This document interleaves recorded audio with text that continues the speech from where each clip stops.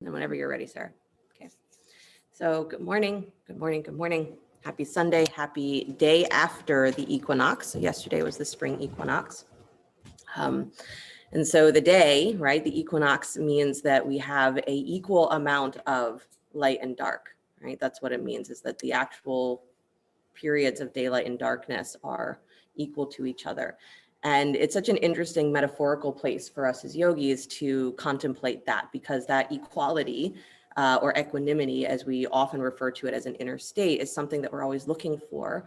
But in the abstract sense, we love it, right? Thinking about equality, thinking about the yin yang, thinking about the sun, thinking about the blue sky. But then when it comes to the actuality of looking at light and dark in our life, sitting right next to each other, we go, oh no, I'd really rather not, right? I don't want my dark to sit next to my light. I don't want them to sit equal to each other, right?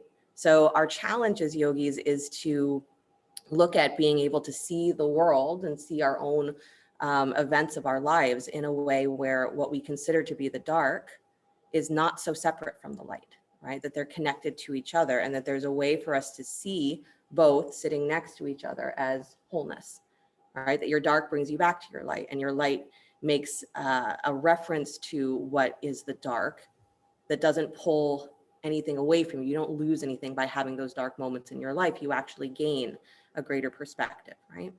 So comfortable seat if you're not there already. With your eyes closed, I'm going to have you breathe a little bit, and then I'll tell you a story while you're breathing. So find your comfortable seat, and then the breath is you're breathing in through the nostrils and following the breath mentally all the way up to the space between your eyebrows, the third eye. And then as you exhale, you're following the breath all the way out through the nostrils and keeping your attention on it 6 to 9 inches in front of your nose. So it's like you're following the breath all the way out 6 to 9 inches. And then from there, you're imagining that inhale from 6 to 9 inches away, drawing in and up through the nose, up to the third eye. And then exhaling, following the breath all the way out 6 to 9 inches in front of you. And keep that breathing pattern. So you're inhaling all the way up to the third eye, exhaling, keeping your attention on the breath as it leaves the nostrils 6 to 9 inches. And don't worry about the math. You're just following as long as you can. And then breathing in from that point beyond yourself to bring the breath back up to the third eye. Okay, they call this the 0 point. This sort of origin point where your energy, that is your field, your pranic field, starts to intersect with the shared experience of consciousness, shared consciousness, global consciousness, universal consciousness. So you're expanding your ability to keep your attention on the breath as it moves into that point where you end and the bigness of the world, the vastness of that shared consciousness begins, right? Your connection to it, you're breathing through that. And so my story for you is one that Krishna Das tells. And years ago, he says that and some of you have probably heard this, but you'll hear it again. He said that he went on retreat years ago. He went on this retreat to Auschwitz, I believe it was, but if not, it was one of the larger concentration camps in Europe. And the purpose of the retreat was to witness, which means that you're going to this location where you know terrible things have happened, incredible suffering has occurred.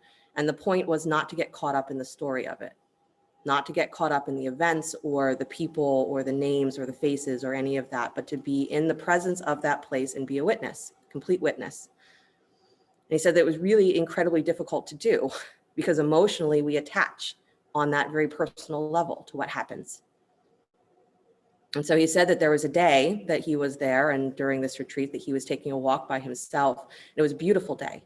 Sun was shining and the breeze was blowing and it was beautiful. You know, the nature was starting to take over the space again where things were beginning to grow and all of that. And he had a moment because internally, right, his inner world was full of all of this kind of emotional stuff about the history of the place and what had happened and, you know, all of the reactions that we have to that, to the suffering. And he had a moment where he looked at the sun that was shining so bright and clear in the sky, and he got angry. He said to the sun, "How dare you? How dare you shine like that in this kind of place? How dare you? How dare you be so beautiful in a place like this that is so terrible, that's so ugly?" And in that moment, he says the realization hit him that that's what it means to be the witness, right? That the sun has this natural capacity to just shine. And it doesn't matter what happens within that shining, the sun continues to shine. Shines on evil, it shines on good, it shines on everything in between, and it just every day gets up and shines. Light and dark sitting in one place together. And so emotionally, again, this is a deep place to say, how do we get there? So we practice being the witness in our own life and seeing how our own suffering happens, the darkness happens. And yet there is always still that light that is shining. And that's our metaphor that they say the inner sun is always awake. And so we are always sitting with the dark and the light right next to each other. And if we don't separate them, we experience the world as whole. We experience ourselves as whole, and we have another chance. This, I think, is the beauty of this story, is that as long as the sun is shining, you have another chance to turn that darkness to light, to take that darkness and make something more beautiful out of it. So every one of us, as we are in that moment in our lives at some point, looking at the sun when we're in our darkest state and saying, how dare you? Right? How dare you be so beautiful when the world is in this moment so dark? Equality, equanimity is where you hold both and you don't try and separate them. You hold both and you find where there is your heart cracking open. I said, we love it in abstract, but when it gets down to that deep level, we say, I don't know. So become a witness. One more breath into your third eye. And if being a witness brings you to tears, fantastic. Tears are not a problem. Stay open. As you release the breath, bring your hands together in front of your heart center, palm to palm. We'll open with the sound of Om. Take a deep breath in.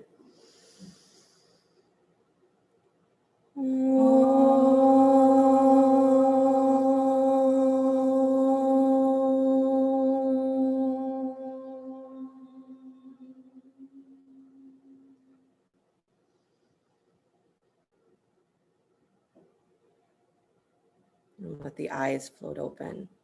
Nice, you guys. You can release your hands and then please find your way forward as you are ready onto hands and knees. I know that story makes me emotional too. Every time I hear it, every time I hear him tell it, it makes me emotional.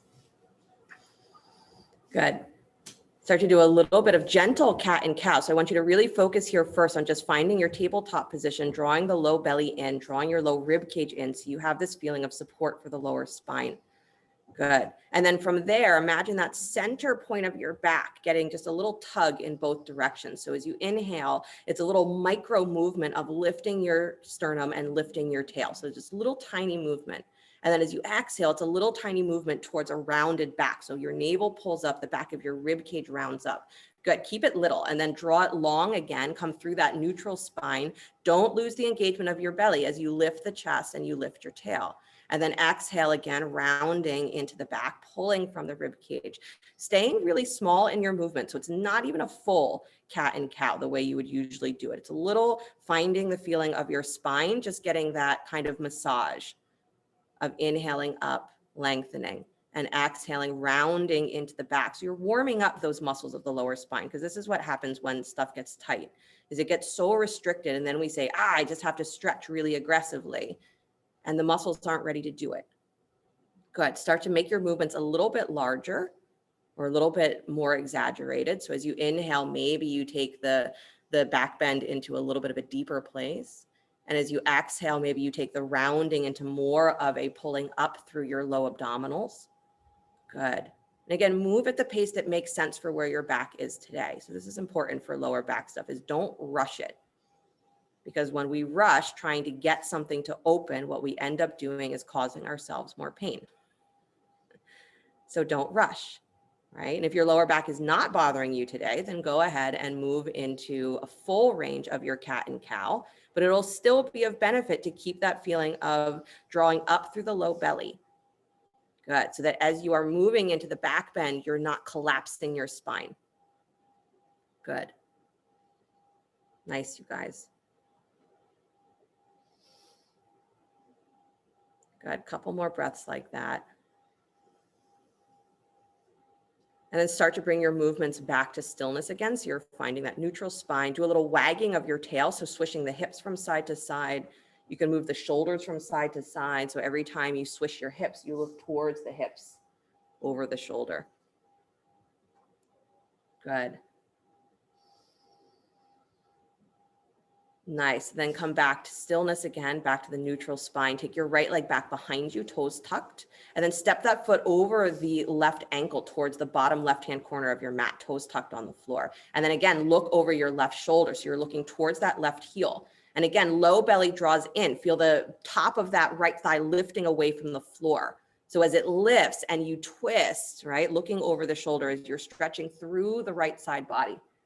Good. Relax your shoulders away from your ears. Nice job. And then bring yourself back to center, please. Good. Take that right leg still back behind you. So don't come all the way back to hands and knees. Sorry about that. Lift that inner thigh straight up. So the thigh comes parallel to the floor. Pull your low rib cage in. Pull your low belly in and up just a little bit. And again, that's a hug more than it is a squeeze. Good. And then take your left hand forward on your mat, up on your fingertips. So not the full balance, just on your fingertips. Good. And feel the armpit pulling up. Feel your low belly pulling up. Nice. Then float the left arm up off of the floor. So again, the point here is not to rush. Good. Deep breath in. And then bring the elbow and the knee together underneath your belly, round your back on the exhale. So as you squeeze in, pull everything in towards the center of you. Good. And then inhale, start to extend all the way back out. You can just work the leg here if the balance is a little much. You can just work the knee in towards the chest and keep the hand on the floor. Good. Exhale again, bringing everything in towards the middle. Good. And then extending back out. Nice. And do one more, pulling the knee and the elbow towards each other, rounding into the back. Good. And then extend all the way back out. Beautiful. Release the knee to the floor, release the hand to the floor. Good. Tuck your toes, please. Lift your hips, come into downward facing dog, but keep your knees bent a little bit. Good. And here too, drop your head towards your chin towards your chest, drop your head. So you get a little bit more ability to round into the upper back, into your upper rib cage. Pull your armpits slightly forward. So it's a bent knee down dog. Don't even worry about straightening the legs. Good. But but pay attention to lifting your armpits forward. Good. So ribs draw in, pull your armpits forward, knees are bent, draw the tops of the thighs back. Good. And then lift your head again without letting your ribs fall into that arch. Beautiful. And then let your legs come to straight if you'd like, or keep the knees bent if that's a better place right now. Deep breath in. Deeper breath out. Good. And then drop the knees down to the floor, please. Hands and knees. Beautiful. Take your left leg back behind you. Toes tucked on the floor. Step that foot over the right ankle. So it's coming towards the bottom right-hand corner of your mat. Look over the right shoulder. So you're looking towards the heel. And you're keeping the inner thigh, or keeping the top of your left thigh lifting up. So again, you're not letting that left hip drop lower than the right. You're keeping it lifted. Good. And dropping the shoulders, or widening the shoulders away from the ears. Nice. One more breath, curling into your left rib cage. So really round.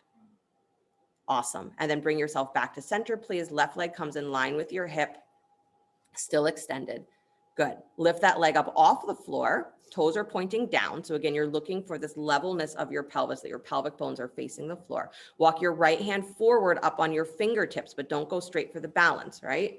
Because I want you to find here where, instead of just taking your hand up and then trying to like wobble yourself into stability, is to find your stability here. Right? So the low belly draws up, your low ribs draw up, feel the thigh bone pulling into the hip socket. Good. Feel your shoulder, your left shoulder drawing up away from the floor as you push down through that hand. Nice. Now maintain that and take the right arm up off of the floor. Good. Yeah, because guess what does a lot of your work if you're trying to balance in an unstable position? Guess who tries to do all the work to fix that? Your lower back. Good. Exhale, bring your elbow and your knee towards each other. Squeeze, round your back underneath you. And again, you can just work the knee here, pulling in towards your chest, and then extend all the way out.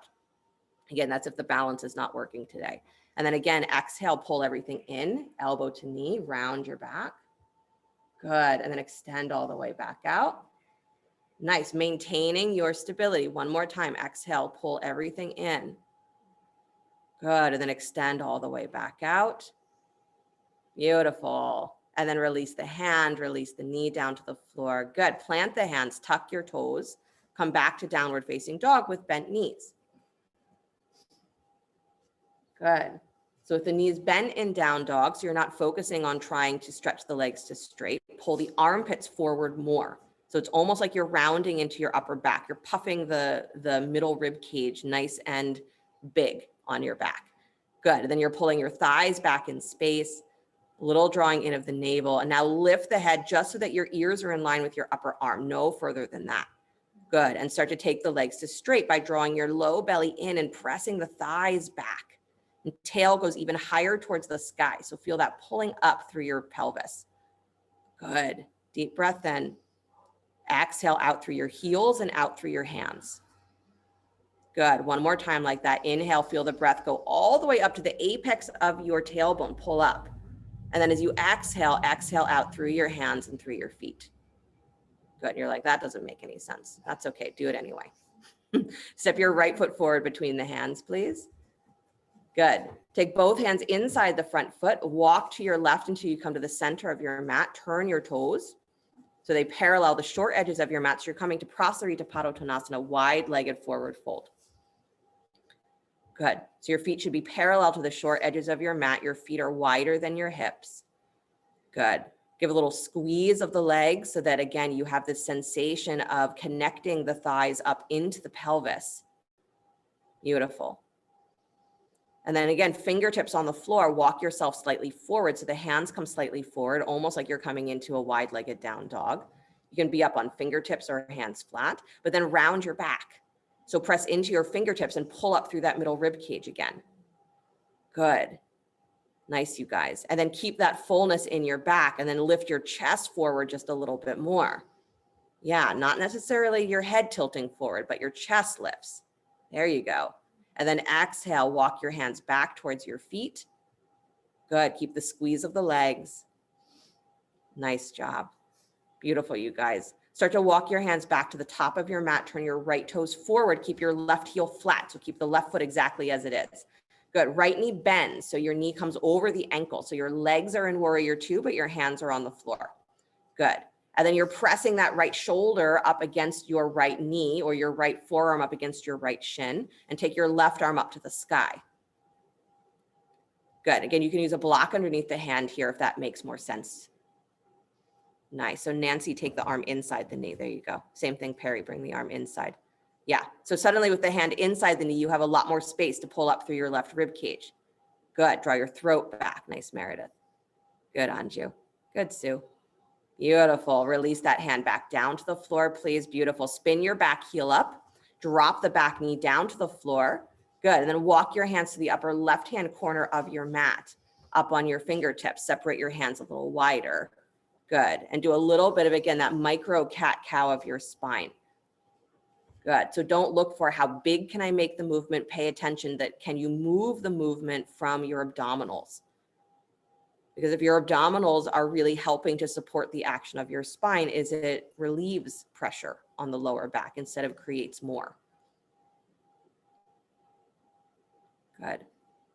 I was having a little miniature conversation with Cheryl the other day. It was a very small piece of a conversation that will probably get bigger.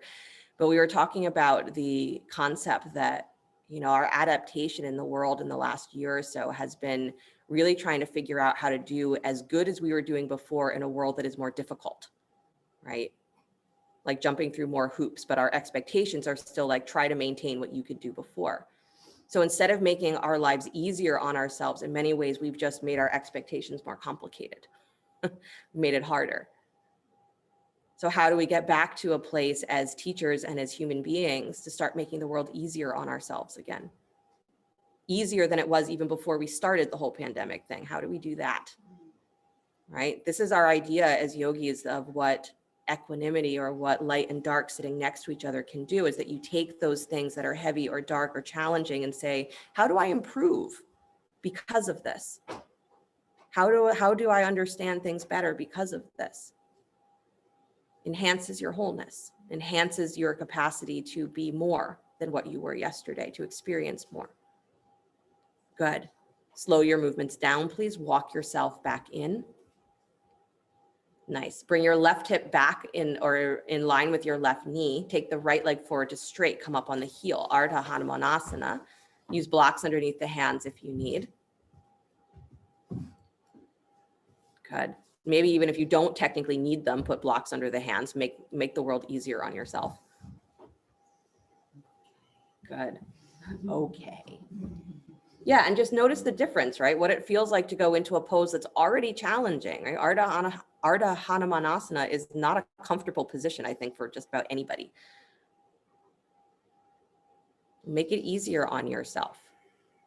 Good. Definitely find where you are drawing your sit bones back towards the back of your mat. So you're digging that heel down and dragging it backwards. So there's energy moving through the leg. It's not just taking all of the stress or all of the pressure of the forward fold. It's pressing down and pulling back. So your thigh bone is being sucked up into your hip socket.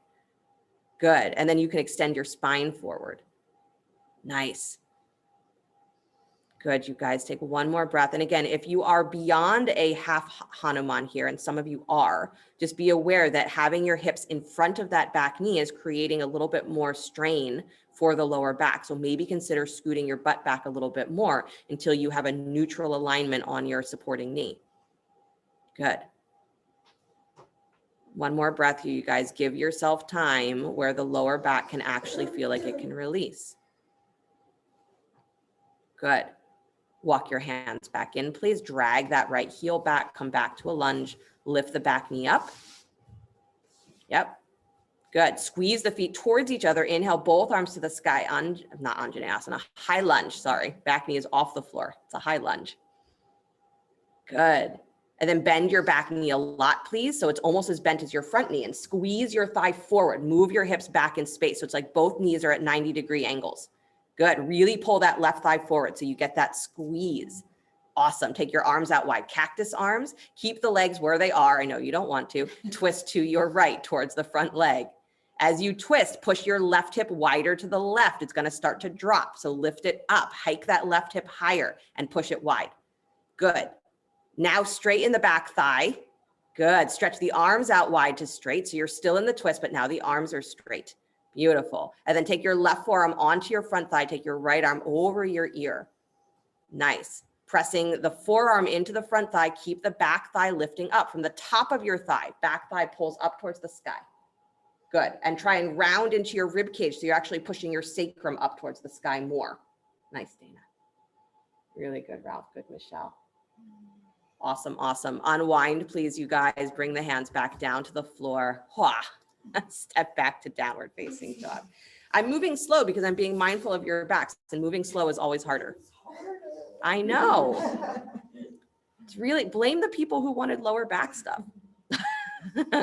Just kidding. Don't blame anybody. Slide forward to plank pose, please. Upward push up. Good. Look towards your belly button, round into your rib cage. So you feel this pulling up through the core of your body, the pulling up through the inner thighs. And then keep all of that feeling of lift. And now pull your sternum forward, squeeze your hands and your feet towards each other. Good. And as your sternum comes forward, lift the back of your throat. Nice. Really good, Andra. Beautiful. Nice, Allison. Nice, Andy. Good. Now take your right toes up off the floor and don't change anything. Good, Heidi. Nice, Rhonda. Release that foot down. Good, Jessica. Second side, take your left toes up off the floor. Don't change anything. Keep squeezing your hands and your foot towards each other. Navel in, ribs in. Good. Release that foot to the floor. Drop your knees to the floor, please. Child's pose. Can you believe that was all just the first side? We didn't do anything on the second leg yet. Yeah.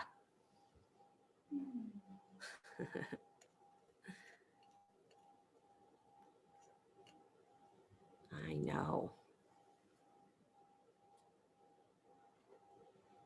It's hard. It's hard to be in the world where there is so much that is challenging, and we're living with it every single day, our challenges. And then we have these habits of taking those challenges and being so connected to them in a personal way that we stop seeing where the sun is still shining. We stop seeing in us where there is a sun that is still shining and that is able to take those dark moments and find beauty in them, find wholeness in them. Don't always want to say find growth in them, because that implies that somehow, we have to get somewhere other than where we are. But that too, sometimes it is what inspires us to grow beyond what we thought we could. One more deep breath into your low belly. So if light and dark can sit in equality in you, and you can see this big picture where they don't have to be together, but where they simply are together, right? You're not separating them. And that's when we live in the world with a more peaceful heart. And we take what's there and we make the best beauty out of it we can. We make the world easier on ourselves, not harder. Walk yourself back up. Good. Downward facing dog. See if I can remember what the heck I did. It's a game. It's a mystery. Good. Take your left foot forward between the hands, please. Both hands come inside the front foot. Walk to your right until you come back to the center of your mat. Straighten both legs. Turn your toes so you're back to that wide-legged stance. Good. You're squeezing the legs towards each other. So that's squeezing. So both legs are straight, Jennifer, and you're facing the long side of your mat. Yep, wide-legged stance. There you go. Good. Squeeze the legs towards each other. Squeeze the feet towards each other. So Andrea, long side of your mat. Keep walking until you're facing. Yep, there you go. All right. We'll get past that point in a second. Squeeze the legs. Awesome. And then start to turn your belly towards your right thigh. So turn, like you're going to bring your belly onto your right thigh. And as you start to move in that direction, pull the top of your left thigh back and wide. Good. Press your outer left hip nice and wide. Good. So try and keep both legs straight on you instead of bending the knee to the right. Beautiful. Come back towards center, please. And then start to turn to the left leg. So again, you are twisting from your ribs, from your belly. So as you were doing the seated, it would be like you were bowing over the left thigh. Good. So try and find that same twist of your trunk. Nice, Harriet. Good, Jan. Nice, Jessica. Good, Marjorie. Good. Right inner thigh pulls wide. Good. There you go, Perry, a little bit more. Good, Debbie. And then walk yourself back towards center, please. Again, walk your hands forward like you're in a wide-legged downward facing dog. Good. Up on your fingertips if you'd like, or hands can be flat. Good. And then round into your back again. So start to pull up through that middle rib cage. And as you pull up through the middle rib, see if you can feel like you are pressing your sacrum up towards the ceiling. Good. And as the sacrum pulls up, your armpits draw slightly forward. So drag back on your fingertips like you're pulling your arms into the shoulder socket. Now lift your sternum up towards your thumbs or towards your fingertips, and your ears come in line with your arms. Doesn't have to come higher than that. Good. And then release, walking the hands back towards the feet. Hang for a moment. Beautiful. And then start to walk yourself back towards the top of your mat. Keep your right heel flat. Turn your left toes forward. Good. So your legs come into warrior two, but both hands are on the floor inside the front foot. Bring your left shoulder up inside your left knee, or your forearm up against your shin. Again, you can have a block underneath that hand, and then take the right arm up to the sky. So it's like a side angle variation. So you're opening the chest. Nice. Meredith, squeeze that left butt cheek in towards the midline. Yep, widen your knee. There you go. Good. You got it, Ann. Squeeze your shin against your forearm here, you guys. Feel the connection there. Good. Heart nice and high. That's it. Good, Danielle. Nice, Mia. Good. One more breath. Really press into the knee and add pressure back, right? Light and dark against each other creates this feeling of pressure, but the pressure is what also empowers us. Good. Release that hand down to the floor. Nice job, you guys. Spin your back heel up. Drop the back knee. Walk your hands to the upper right-hand corner of your mat. Come up onto your fingertips. Maybe bring your hands a little wider. And then again, those small movements of cat and cow. Good. So you're not throwing yourself into the arching and the curling, but you're moving from, again, the abdominals are initiating the action, supporting the spine as it lengthens in one direction and then lengthens in the other. Good. Watch that your back thigh here is not falling to the floor with no awareness at all. Good. So especially when we're more flexible in the legs, it's easy to do that. And when we let the thigh go really deep towards the floor and we're pushing through the front of the thigh, it actually creates a lot of stress on the pelvis. So keep your butt pulling backwards just a little bit so that you really are keeping the thighs integrated into the pelvis so that your cat-cow action is able to actually get full range of motion in the wholeness of your spine, all the way into the sacrum, all the way into the tail. Good. If you're too deep in your lunge, your pelvis can't move. If you're too deep in your story about all of the suffering that's happening in your life or in your world as you see it, you can't fully move. Which is why we're asked to practice equanimity, to look for that ability to sit with light and dark together and to stay aware of where the sun is always shining. Because then we can move with the suffering, we can move with the darkness, and it's not this distinct separation where there's always this and there's always that. There's just us moving with it, through it. Good. Come back to stillness, please. Move your right hip back so it's on top of your right knee, and then take your left leg forward to straight come up on the left heel. Blocks underneath the hands, whether you need them or not. Good. And contemplate how nice it is to make the world easier for yourself, not because you need it, but because you deserve it. Doing things the harder way doesn't mean that you're better at it. It just means that you've learned to do things in a very difficult way. It took me years to figure that one out. And I still make things hard on myself all the time. So don't think that I'm past it. I'm not. Good. Draw the hips back. So you're sending the sacrum back behind you. You're sending your inner thighs back and wide, and then letting your spine lean forward in balance with that. So as much as you can take your hips back, lean the heart forward. Nice. Don't sit back on that right heel. Keep the hips up. Good. Drag down on your left heel and pull back again, like you're sucking the thigh up into the hip socket. Beautiful. And then fully relax here as though there's nowhere else that you're going to go. This is the whole rest of the class, this pose.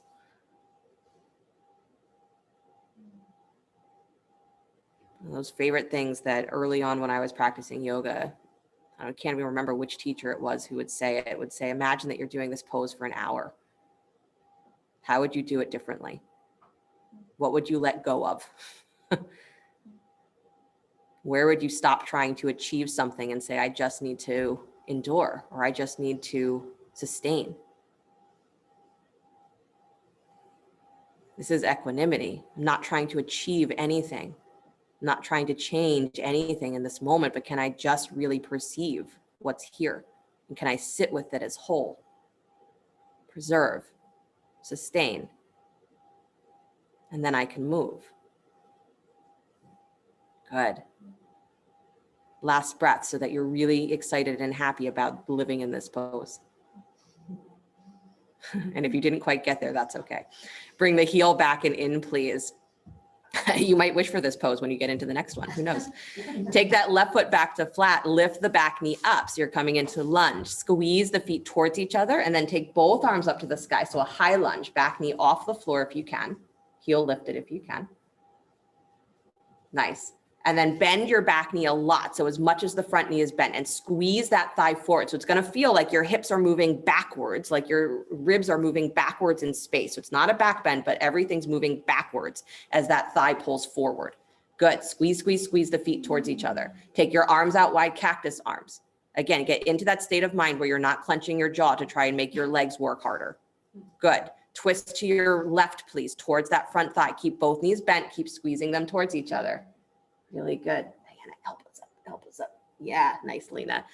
Awesome, you guys. Start to straighten your back thigh, lifting through the inner thigh and pressing your right hip wider to the right. Straighten your arms as well. Good. Nice, you guys. Still in the twist. So the right hand is reaching forward, left hand is reaching back. Right elbow comes onto your front thigh or right forearm. Left arm comes over the ear. Good. As you bring the torso forward, kick your back thigh higher. Really continue to lift, lift, lift, and pull up through the low space of your belly. So you're sending your sacrum, the flat of your lower back, up to the sky. Yeah, really nice, Linda. Good. If you're falling out of the pose, it's giving you a reminder of where you cheat when you balance. Nice, Diana. Good. Come back to center. Release the hands to the floor. Awesome job. Step back to downward facing dog. Good. Take your knees down to the floor, please. Child's pose. This is the last time anyone will ask for lower back stuff. I'm kidding. I know it won't be.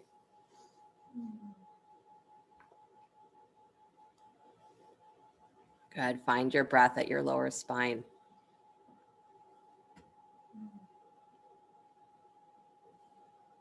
Yeah. The inner sun is always shining. Even on your darkest day, your darkest moment, that sun is still alive. And sometimes we say, that's the light of the soul, or it's our divine essence, or it's the inner guru. And it's suggested that we look for that light either at the heart center where the Jiva Atman rests, or we go to the third eye, which is the place where duality, all duality, light and dark, right and left, up and down, personal and cosmic, becomes unified, becomes one. So your perception gets so wide, you become so aware of the big picture that you no longer mentally or emotionally separate what is light and what is dark. You simply see it as what's moving, what is, what's evolving. And from there, you have freedom to be. Walk yourself back in, please. Nice job. Back up to hands and knees. Good. Come back to downward facing dog. Tuck your toes, lift your hips. Good. Pedal your feet. Swish your hips from side to side. Nice, Rhonda. Yeah. Again, it's very cute to watch this. Some of you like to move very, very mindfully, which is awesome. And then some of you are very happy-go-lucky in your movements. And that's awesome too. Body needs both. Good. Come back to stillness, please. Nice job. Step your right leg forward, right foot forward between the hands. Good. Inhale the arms back to that high lunge, arms to the sky. Ribs stacking on top of hips. Good. Bend the back knee again for a moment. So as the back knee bends, you squeeze that thigh forward and squeeze your front heel back. So again, you're moving your ribs back in space. Push your left hip wider to the left. Good. And then start to straighten that back thigh again, please. Take your hands together at your heart center. Lean forward so torso parallels the floor. And then step up into warrior three, taking that left thigh off, left foot off of the floor. Good. Left leg comes parallel. So almost like that first position from hands and knees. You're doing the same thing. Turn your left toes down towards the floor. Good. And then for fun here, if you can, take your arms out wide like airplane arms. You're like, I'm balancing. I can't change anything. Good. And then for more fun, release your left hand down towards the floor or a block and bring your right arm up towards the sky like a revolved Ardha Chandrasana. I say like one, but exactly like a revolved Ardha Chandrasana. Good. And then release your right hand down to the floor or the block as well. Keep your left leg up. I didn't say come down. Bend your standing knee just a little bit. Bring your hands back to your heart center. Scoop your belly. And now start to bring yourself back up to warrior three with a bent standing knee. Good. Everyone who hasn't practiced yoga in a year, good job. And then start to straighten your standing leg. Yeah, hands at your heart. Take your back foot down to the floor. Arms to the sky, high lunge. Smile. Yes, nice, Valerie. And then release the hands down to the floor, please. Downward facing dog. Yay. Good job, you guys. Vinyasa, if you'd like here, or take a child's pose if that feels more appropriate. The vinyasa is sliding forward to plank, lowering down to your belly, rising up through cobra or upward facing dog. Really nice. Good. Or an L-shaped handstand on the wall. Nice job, Ralph. And then downward facing dog when you are ready. And even when you're not ready. Good. Pedal your feet, swish your hips from side to side. Dance your hips from side to side. Nice. Good, good, good. And then come back to stillness, please. Nice, Nancy. Good, Jan. Good. Left foot steps forward between the hands. Good. Inhale the arms to the sky. High lunge. The back heel stays lifted. Good. Bend your back knee a lot again. And then squeeze the right thigh forward as the left heel pulls back. So again, your ribs are going to feel like they move back in space. Your pelvis moves slightly back in space. Again, this is to release some of that tension that happens from the front of our thigh being really tight. Good. And then bring your hands to your heart center, please. Straighten that back thigh and then lean forward. Torso parallels the floor. And as you lean forward, don't collapse your belly onto your thigh. Pull up. Good. So as you lean forward and step into warrior three, is you're pulling your spine up to the ceiling, and that's what lifts your leg. Good. Chest has to come forward. Nice, Michelle. Drop your chest a little bit more and you're going to be able to lift that leg higher. Nice, you guys. So it's not a back bending pose. It's a ribs drawing in pose. Awesome. And then take your arms out wide, airplane arms. Again, this is fun. Back of your ribs up. Good. And then right fingertips start to dip towards the floor as you take your left arm to the sky. Try and keep the arms almost as one piece. Airplane. Good. Revolved Ardha Chandrasana. Awesome. And then release the left hand down as well. Keep the leg up. Bend your standing knee. Take your hands back to your heart. Weight of your hips has to pull slightly back so that you keep your hips on top of your heels. Navel to spine. Start to lift your chest back up to warrior three. Good. Pull your belly up off of your thigh. You got it. Nice, nice, nice. Take your right heel or right foot back down to the floor. High lunge, arms to the sky. Nice, Perry. Nice, Marjorie. I know you didn't think you'd survive it. You did. Good, Jennifer. Good, Sue. And then release the hands down to the floor. Really awesome, you guys. Step back, downward facing dog. Wow. Beautiful. I know. Take another breath in down dog, keeping your low ribs in, thighs pulling back. Good. And then bring yourself forward to plank pose, please. Lower down to your belly. Good. Stay there. Good. Stretch your arms forward in front of you so you're on your belly. Arms extended in front of you. Good. So you're going to lift your right leg and your left arm at the same time. So cross body.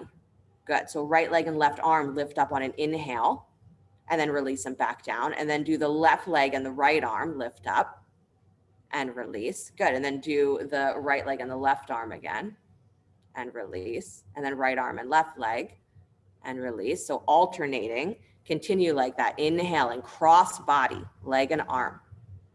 Good. Keeping this feeling that the front of your rib cage is gently drawing in and the front of your pelvic bones are drawing down and forward. Good. So again, there's a stabilizing action for the lower back as you reach through the arms and the legs. So don't just lift them up, but reach them long, like you expect your foot to touch the wall behind you and your arm to extend to the opposite end of the room. Good. So this is a lengthening of your spine. Nice.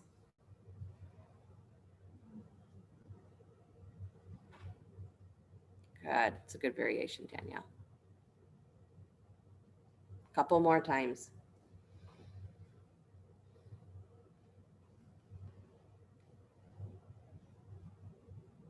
Beautiful. And then come back to your belly, please. Stretch your arms now, reaching towards your feet. More traditional locust pose. So you're not reaching for your feet. Your arms are just reaching alongside your body, palms facing down. Good. Again, feel the hip points, the front of your pelvis lifting forward and up, and then reach out through the inner edges of your legs and float your legs up off the floor. So like someone's tugging on your ankles, lift them up. Good. And if you're squeezing your butt a lot to make that happen, instead hug your shins like there's a block and try and feel a little bit of a softening of where your butt meets your sacrum. So don't squeeze your sacrum, squeeze your shins and lift your inner thighs. Good. Now press into your fingertips, lift your shoulders up off the floor. Good. Fingertips are still on the floor, but lift your chest. And then try and almost do that cat position where you pull up through your middle rib cage again. You're still lifted, but pull up through your middle ribs. I know your legs are still up too. Pull up through your middle ribs. Good. And then lift your chest maybe a little bit higher. Don't clench your butt. Float your arms up off the floor so you feel yourself almost weightless. So don't pull on the arms. Let them be nice and wide and they lift. like the air underneath them is lifting them up. Good. And then slowly release. Nice job, you guys. Beautiful. Rest for a moment, turn the cheek to one side or make a pillow with your hands.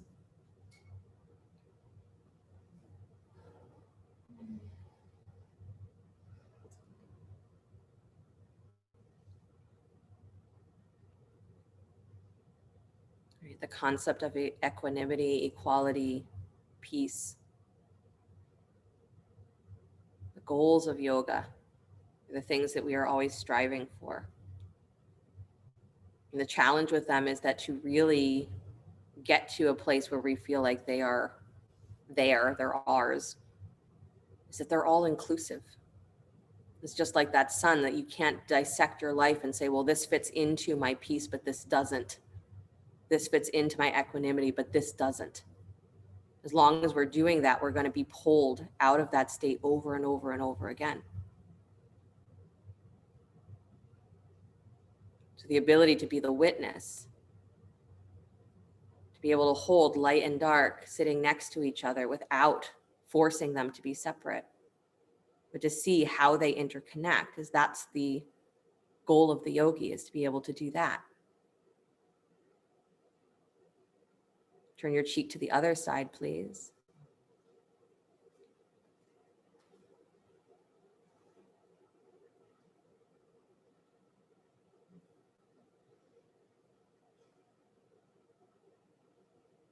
So you can imagine, right, as we scream at the sun, how could it possibly be that there's still light in a place that is so dark? You can imagine the sun lovingly say, how could you forget? How could you forget that there's this inner sun in you?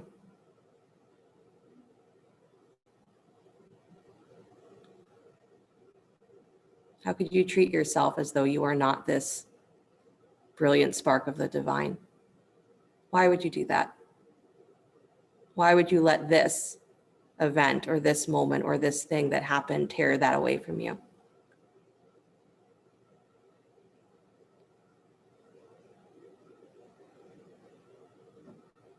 And so even beyond all of those questions,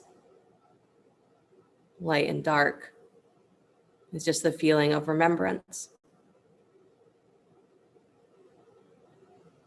Remembering the inner sun allows you to be able to live with your suffering, with your darkness, until it does feel like it's simply transcended.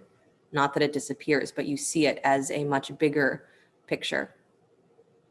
You see it as your wholeness and not something that breaks your wholeness.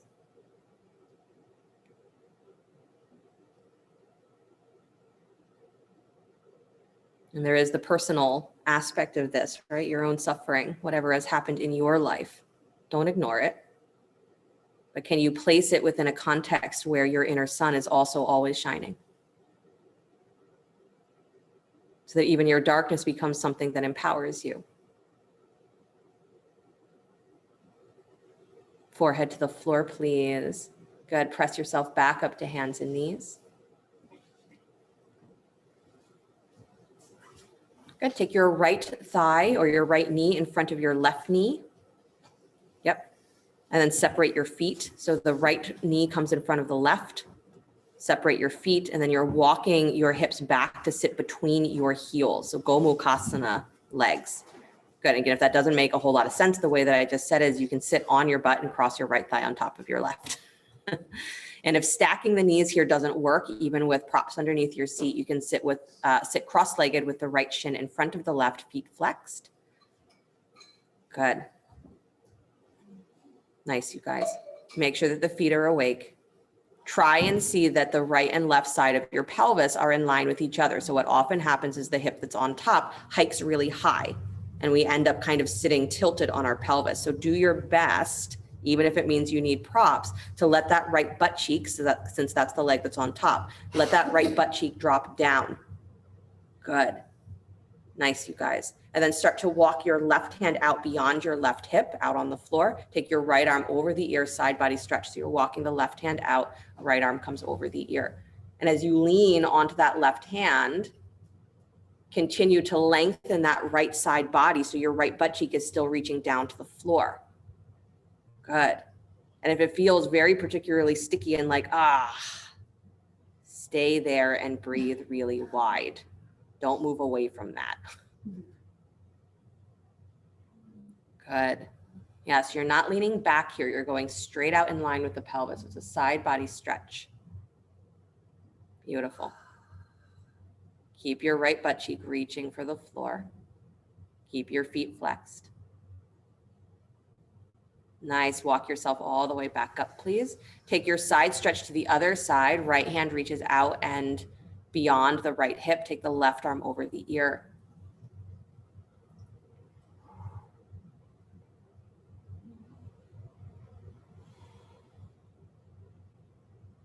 Good.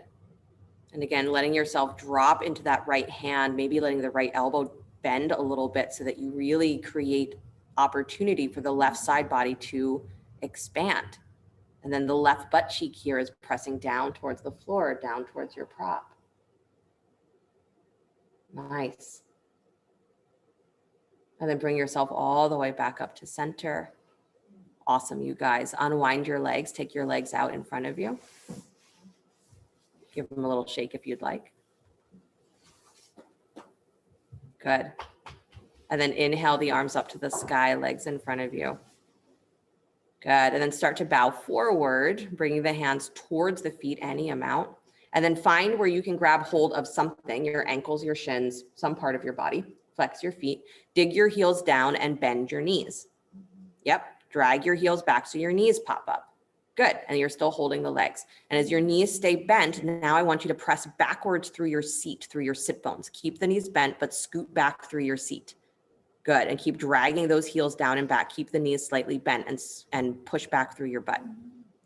Good. So legs straight in front of you, Perry, instead of wide. Although wide is okay. It's not like it makes it not work. Good. But this is a bent knee forward fold, right? Push back through your seat. Scoop your belly just a little bit. So you're keeping the attention really in the lower back. Good. One more breath. Lift your chest a little higher, even though your low back is still a little rounded. Awesome. And then let the legs come to straight again, please. Bring yourself all the way back up. Beautiful. And then bend both knees, please. Stack your left knee on top of your right. Gomukhasana. Separate the feet. Good. And again, if that position doesn't work for you, stacking the left knee on top of the right, the left thigh on top of the right, then cross-legged seat with the left shin in front of the right. You can always come forward back to hands and knees and come into the pose the same way we did the first time if you want. Good, but the other leg should be on top. Use as many props as you need under your seat. Good. Awesome, you guys. And then again, try and get the two sides of your pelvis, your hip points, to be level with each other. So that left butt cheek is softening down. Might mean that your knee actually has to angle up a little bit more. Good. And then walk the right arm out wide from the right hip. Side body stretch. Take your left arm over the ear. Good. So we tend in this pose to do a lot of just forward and back. All right, so if you're in it, the only other option we give is to go straight forward and forward fold.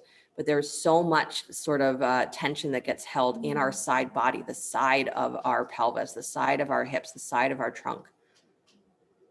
And if we don't ever relieve that, right, the pelvis and the lower back just stays in this state of, I'm going to get pulled out of whack again because this was never addressed.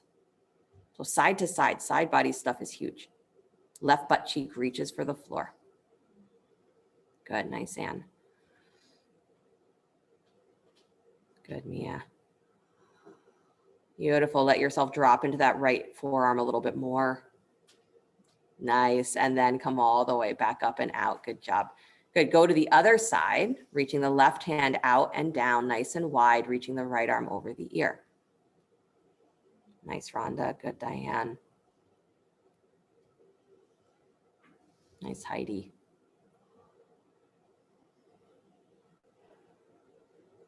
Good. Keeping the right sit bone, right butt cheek reaching for the floor. When you find those sticky places, stay there and breathe wider.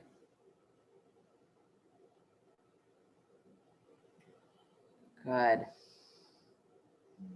Nice, softening that left shoulder back just a little bit more. Nice, Lena. And then bring yourself all the way back up to center. Very good. Unwind your legs. Take the legs out in front of you again. Good. If you're sitting up on a prop, come down off of the prop. Good. Yeah, and then bend your knees, please. Good. Take your fingertips back behind you, up on fingertips. Fingers pointing towards your heels. Bend your knees. Tippy toes come to the floor. So you're balancing on your sit bones, chest nice and lifted. So it's preparation for boat pose. All right. So don't lean back on your hands. Stay as lifted as you can, but your hands can support you. Come up on the tippy toes of your feet. So no heels on the floor. So bringing your weight onto your sit bones, scooping through your low belly. Good. And then float your legs up off the floor so your shins come parallel to the floor. Try not to lean back behind your sit bones. Stay with that rolling slightly forward, chest up. Good. And then shins really parallel to the floor. So they got to lift up a little higher. Again, our perception gets a little off. We're like, my feet are off the floor. Parallel. Parallel is more than just off the floor. Lift. There you go. And pull your knees in towards your chest, please. So pull them in, but keep your chest up, up, up, up, up. Don't lean back. You can keep the hands on the floor. And then start to extend your legs to straight. Good. And then bend the knees back in towards your chest. Don't let your heels drop lower than parallel. Keep them up. And then extend the legs back out, navel to spine. I know. One more time, pull your knees in towards your chest. You have your hands on the floor. Don't complain. Good. And then extend your legs back out. Don't fall backwards. Good. And then bend your knees back in towards your chest. Plant your feet. Let your knees go wide, Badakanasana. Now you can cry. You can cry all you want about that. Good. Yeah. Bow forward, Badakanasana, bottoms of the feet together, knees wide. It's also funny that we think that we come into a pose and we hold it for 3 breaths or whatever and like, perfect, that's enough for the rest of my life. No. No. You're in the pose and you're dynamic in the pose. The pose is not the point, right? Thought about today having my whole Dharma be on celebrating non-achievement. Non-achievement. Can you celebrate when you don't finish something? When you don't get to a point where you're like, I did it. And you just say, I'm here. I'm just here. That's equanimity. I'm not finishing anything. I'm not accomplishing anything. I'm just freaking here. But I'm really here. That's the difference between everyone else who's like, I don't know what's going on. And the yogi who's like, I still don't know everything that's going on, but I'm here. I'm really here. So treat your poses that way, that you don't accomplish them and then move on. Your life, you don't accomplish something and then move on. It lives in you, lives through you forever. Your light and your dark lives through you forever. If you keep separating it as light and dark, it will stay separate forever. So we bring it back together where light and dark become what allows us to be at peace. Walk yourself back up. Good. Bring yourself forward on your mats. Come on down to your backs. Good. So those of you who have the opportunity, if you have a wall handy and you want to do legs up the wall, I will offer that to you. So if all these people in studio are like, yes, because they have handy walls right there. But some of you have walls also. If you wanted to put your legs up the wall here, great opportunity to do so. If you don't have a wall, don't be jealous. Just be here. Good. So if you don't have a wall, you can either take your legs right straight up towards the sky. You may also place a block underneath your sacrum, either in bridge pose with the feet on the floor or block underneath the sacrum and legs straight up towards the sky. Good. If you have no interest in your legs doing anything and you want to keep the knees bent and the feet flat in constructive rest, you can also do that. Although I would say that that's certainly not your legs doing nothing. Good. So whatever position that you would like that is restful for the lower spine. And then can you come back to that breathing, please, where you are inhaling, following the breath in and up to the third eye. And exhaling the breath all the way out through the nose, and with your attention following it as far in front of you as you can. So you might be able to keep your attention longer or further than 6 to 9 inches. That's great. You might have no idea how to measure where your attention goes beyond your nose. That's also great. But keep your attention on the breath as it leaves the nostrils. And from the point where you lose your sense of it, that's where you breathe in again. The breath flows in, up to the third eye, and then exhaling all the way out. Following the breath beyond the tip of your nose.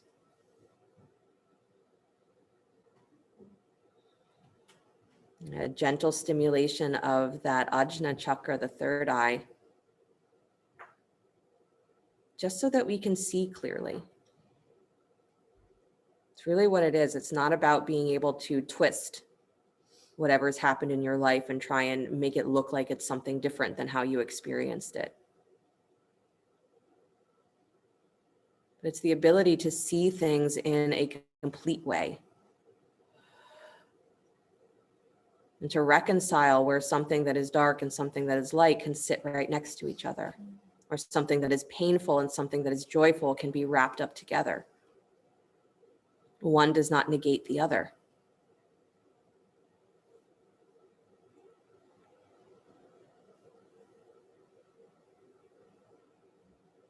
The ability to witness your life,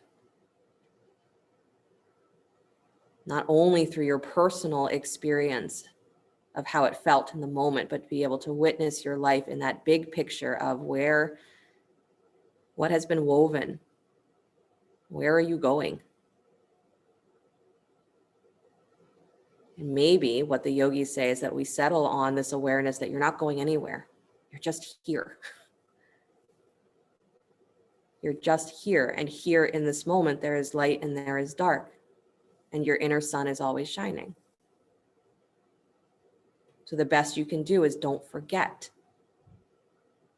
Don't throw that away because something was painful. Don't throw that away because there is suffering in the world that is so much bigger than what you can hold. Become the witness.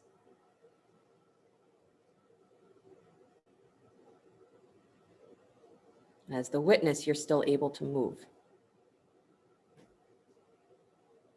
If your legs are on the wall, and even if they are not, if your legs are up, take your legs out to a nice wide straddle.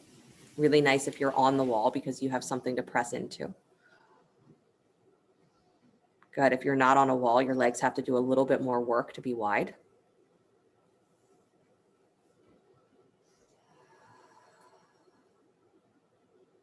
Good. If your butt is on the block in bridge pose, you can stay there.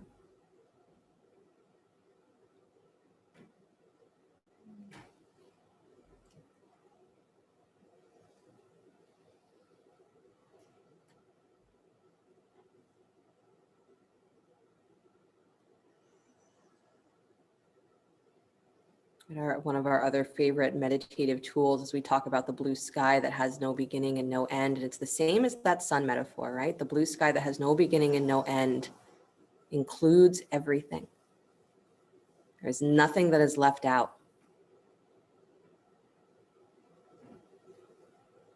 So we reach for that when we're very connected or attached or trapped in our very personal feelings of what's happened, what is happening. Light and dark become part of oneness. Take one more breath where you are.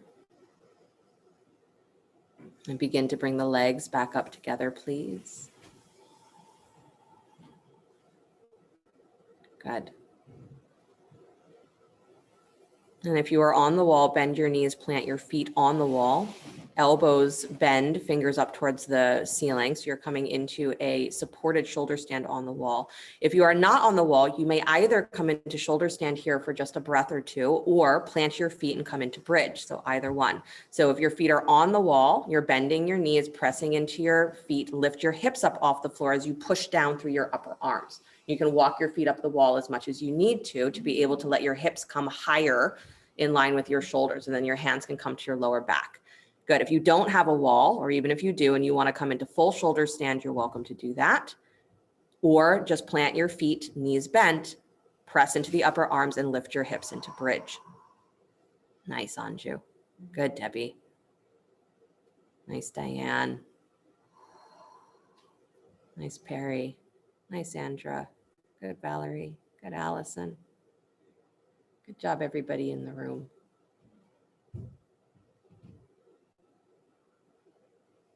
Beautiful. One more breath. Use your feet if you have the wall. Press into your feet so that the lengthening of your spine doesn't come from you just squeezing your butt. Good. And then slowly begin to release, letting the hips come back to the floor, rolling down the spine if you are without a wall, making sure that you don't have a block in the way. Good. Releasing the hips if you've been in bridge. Pause for a moment. Feet flat to the floor. Let your spine find neutral. If your legs have been up the wall, start to draw your knees in towards your chest and let yourself roll to either side. So you can move away from the wall and come to lay back on your backs. Good. Yep. Nice, you guys. So everybody finds their way down to their backs if you're not already there. Draw the knees in towards your chest. Take your right thigh over top of your left. So knees stack, separate the feet, reach for your ankles or your shins. Good. So same pose you did seated, and you probably like it better here. I understand. Knees in towards your belly, please, so that you feel the wideness of your back. Good. Right thigh is crossed on top of left. Beautiful. And then go ahead and release the shins. Keep the legs stacked. If you'd like, scoot your hips over to the right, drop your knees to the left. So keep the legs wrapped and spinal twist. Right arm reaches along back behind you or comes up over the ear. And if twisting with the legs wrapped this way feels like it's too much on the hips or the knees or the back, unwrap your legs and just stack the knees. Don't make the world harder for yourself.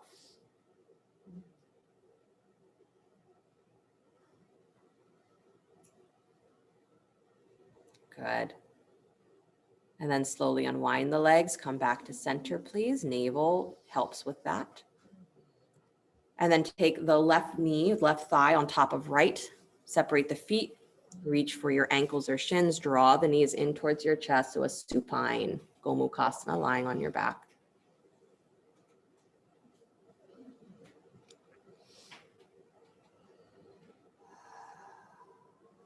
Good.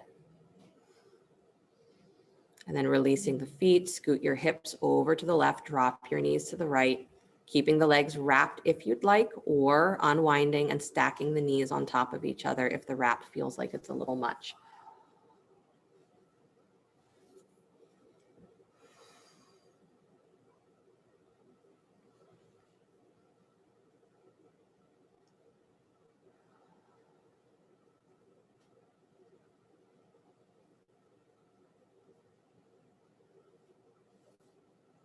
And then slowly unwinding the legs, come back to center, bringing the knees in towards your chest, bringing your forehead up to meet your knees, curl into a little ball squeeze. Good. And then slowly release, extending the legs out in front of you, arms alongside you, Shavasana. You made it. You did it.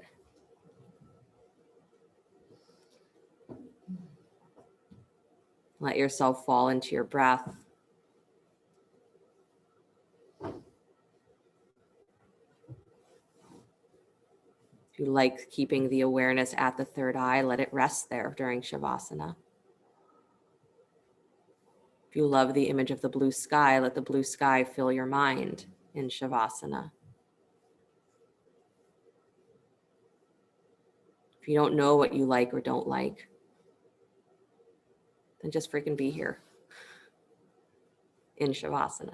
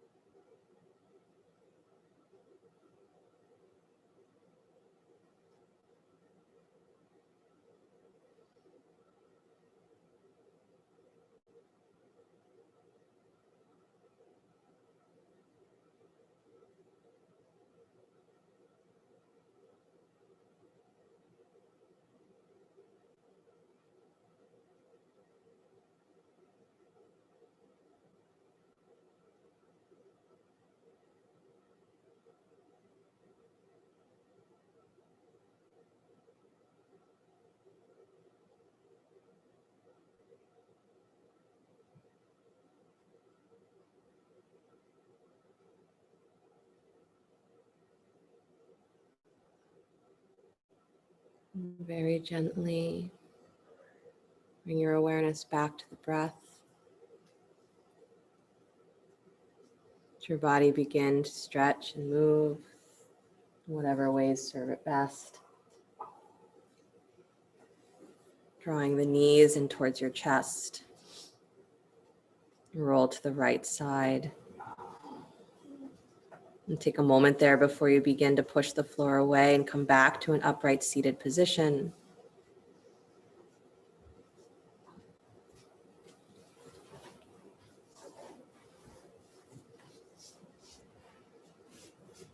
Bring the hands together in front of the heart center and feel the tips of your fingers pressing together, the heels of your hands pressing together, but keep a little space in between.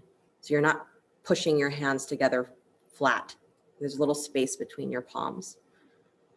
And that little space is the space that we call equanimity. And that little space is the space that we call being a witness. It's what we call peace. It's where the two sides, if you imagine your hands as light and dark, they come together and there's space. They don't negate each other. They're not pushing against each other, but they become spacious, one. And that's the space in which we live. So never forget that in that space, there is the inner sun that is always shining. And that there is nothing in this world, as yogis we're asked to remember, there is nothing in this world that can rip that light away. So however much dark there is, you bring light to it. However much dark there is, it brings you back to your light. Same pattern, same path. And we hold that space where they can sit side by side. And we become more because they are side by side. So let's figure it out, this conversation. How do we make the world easier on ourselves again instead of harder? And start with you. Make your life easier on you. Close with the sound of Om. Take a nice deep breath in.